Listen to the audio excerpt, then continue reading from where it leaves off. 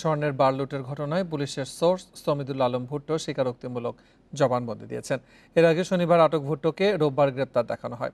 এদিকে মামলার মূল আসামি ডিবির ওসি সাইফুল ইসলামকে দ্বিতীয় দফায় 4 দিনের রিমান্ডে দিয়েছে আদালত। 4 দিনের রিমান্ড শেষে রোববার দুপুরে ডিবির পরিদর্শক সাইফুল ইসলামকে ফেনীর জুডিশিয়াল ম্যাজিস্ট্রেট আদালতে হাজির করা হয়।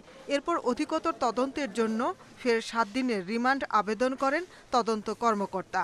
শুনানি শেষে 4 দিনের রিমান্ডের আদেশ দেন বিচারক।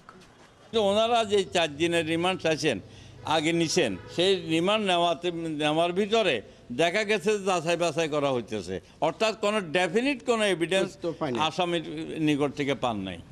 এই জন্য আমরা আপত্তি দিছি।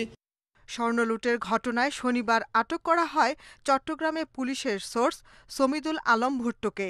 রোববার তাকে গ্রেপ্তার দেখিয়ে নেওয়া হয় আদালতে। পরে সিনিয়র জুডিশিয়াল ম্যাজিস্ট্রেট কামরুল ইসলামের কাছে স্বীকারোক্তিমূলক জবানবন্দি দেন তিনি। ভুট্টো জানিয়েছেন, একসময়ের অংশীদার ব্যবসায়ী গোপালকান্তি দাসের কাছে থাকা স্বর্ণের বারের তথ্য ডিবিকে দেন তিনি। তার দেয়া তথ্যের ভিত্তিতেই ওই ঘটনায় জড়ান ডিবির 6 সদস্য।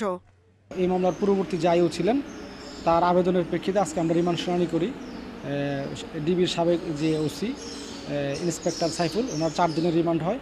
আমরা জিজ্ঞাসাবাদের জন্য আমাদের কার্যালয়ে নিয়ে গেছি।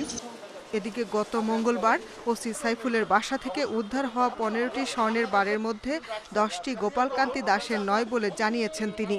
ওই স্বর্ণগুলো কার সে বিষয়েও তদন্তে নেমেছে পিবিআই। গত 8 আগস্ট রাতে ফেনীর ফতেপুর এলাকায় স্বর্ণ ব্যবসায়ী গোপালকান্তি দাসের কাছ থেকে 20টি স্বর্ণের বার ছিনিয়ে নেয় ডিবির 6 কর্মকর্তা। পরদিন ফেনী মডেল থানায় মামলা করেন ওই ব্যবসায়ী।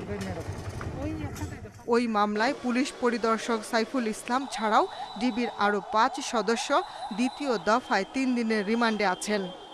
Independent news desk.